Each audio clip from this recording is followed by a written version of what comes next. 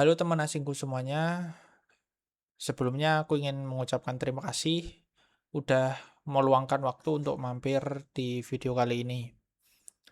Kali ini aku ingin sharing dan ngobrol santai aja terkait sebuah perasaan yang mungkin kalian itu pernah atau bahkan mengalaminya saat ini. Sebuah perasaan di mana itu kalian seolah-olah nggak ada satupun di dunia ini yang bisa membantu kalian. Mungkin terdengar menyedihkan, tapi bagiku sendiri itu bukan hal yang menyedihkan. Jujur, aku pernah mengalami momen itu, dan pada saat aku mengalami momen itu, aku malah tersadar tentang realita bahwa pada akhirnya ya nggak ada yang bisa benar-benar terus membantu kita. Terdengar pahit, tapi ya jujur aja orang tua kita nggak hidup selamanya. Teman-teman kita akan sibuk dengan kehidupannya masing-masing. Support system kita, ya akan capek kalau terus-terusan mengurusi beban hidup kita. Saat pada fase itu, aku yakin semua pintu itu terasa tertutup. Ketika hal itu terjadi, kita biasanya panik, kita merasa ditinggalkan, dan tentu saja merasa sendirian. Nah, pada saat itulah aku merenung dan banyak berpikir dan akhirnya menemukan 2 cara untuk meredakan rasa sesak itulah. Nah, 2 hal ini yang membantu aku tetap tegak meskipun dunia lagi ya nggak berpihak kepada aku. 2 hal ini adalah menerima realita dan kembali ke Allah. Pertama, soal menerima realita. Jujur aja, dulu aku terjebak dalam pikiran di mana itu bantuan itu bentuknya harus sesuatu yang konkret dari orang lain. Aku nunggu ada yang datang, kasih solusi instan, dan boom, tiba-tiba semua masalah selesai. Tapi makin ke sini, aku makin sadar bahwa ternyata bantuan terbaik itu bentuknya bukan solusi dari luar, melainkan penerimaan dari dalam. Seringkali yang bikin kita merasa sesak dan sakit itu bukan masalahnya, tapi penolakan kita terhadap realita yang ada. Kita terus-menerus eh, bertanya, kenapa ini terjadi pada aku?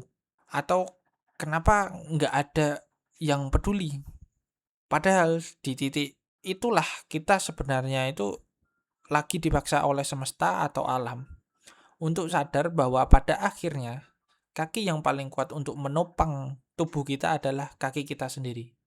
Coba deh kalian bayangkan, ketika tubuh kalian itu terasa nyeri, terasa sakit, tangan siapa yang paling tahu di mana bagian tubuh kalian yang terasa sakit?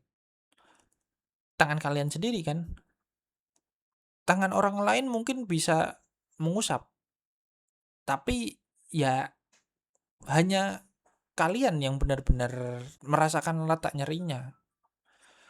Bukan berarti kita nggak butuh bantuan orang lain, bukan kayak gitu. Sama sekali bukan kayak gitu. Tapi kita perlu sadar bahwa nahkoda di kapal kehidupan kita adalah diri kita sendiri. Penumpang boleh datang dan pergi. Badai bisa datang kapan saja. Tapi yang memegang kendali untuk tetap berlayar dan berhenti adalah diri kita sendiri. Nggak perlu sesuatu yang besar. Sesimpel kayak mungkin hari ini ya bantuan buat diri kita cuma sekedar sanggup bangun tidur dari tempat tidur, mandi, atau sesederhana memaafkan diri sendiri karena hari ini merasa lemah. Itu udah sebuah pencapaian gitu loh. Tolong jangan meremehkan kekuatan diri kita sendiri. Karena faktanya, kita sudah bertahan sejauh ini, melewati semua hari-hari yang sulit ini, kita jauh lebih tangguh dari yang kita kira selama ini. Lalu yang kedua, cara yang kedua ini adalah cara yang mendasar bagiku, yaitu cara religius. ada kalanya itu kita memang merasa hidup kita itu ya di ujung tanduk, bahkan mungkin kayak nggak punya alasan lagi lah untuk hidup. Tapi ya di saat itulah kita harus ingat bahwa masih ada Allah yang sudah memberi kita arahan agar kita itu nggak kehilangan arah dan bisa menemukan kembali tujuan hidup kita.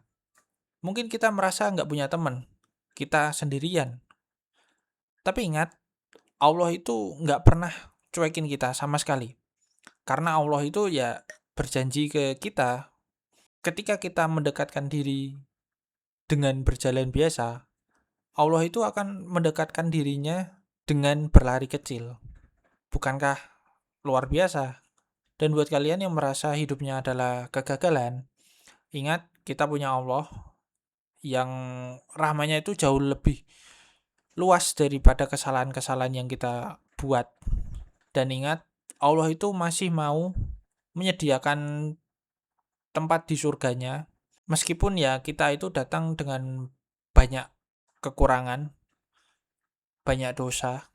Jadi teman asingku sekalian, pada intinya kita itu ya sebenarnya nggak pernah benar-benar sendirian. Sejak awal kita selalu ditemani oleh Allah. Kita selalu ada dalam pengawasan dan perhatiannya. Rasa kayak kesepian yang kita alami sekarang mungkin cara Allah agar ya kita itu berhenti untuk berharap atau mencari validasi dari manusia dan mulai kembali mendekatkan diri kepadanya dan meminta pertolongan kepadanya. Karena hanya di hadapan Allah kita itu boleh jadi selama-lamanya tanpa takut merasa dihakimi. Dan buat kamu teman asingku sekalian, apabila kalian masih berada di fase ini, di mana kalian itu merasa sendirian, merasa nggak ada yang mau membantu kalian, aku cuma mau bilang, it's okay to feel that way. Karena menurutku, ya itu hal yang manusiawi. Karena ya semua orang itu pasti akan pernah mengalami atau pernah melaluinya. Tapi ingat, jangan biarkan perasaan itu ya meyakinkan kalian bahwa kalian itu nggak berharga. Cobalah untuk lebih baik kepada diri kalian sendiri. Berhenti berekspektasi terlalu tinggi pada orang lain. Dan mulailah bersandar dan mendekatkan diri kepada satu-satunya yang nggak pernah mengecewakan kita. Terima kasih udah mau mampir atau meluangkan waktu untuk dengerin obrolan singkat ini.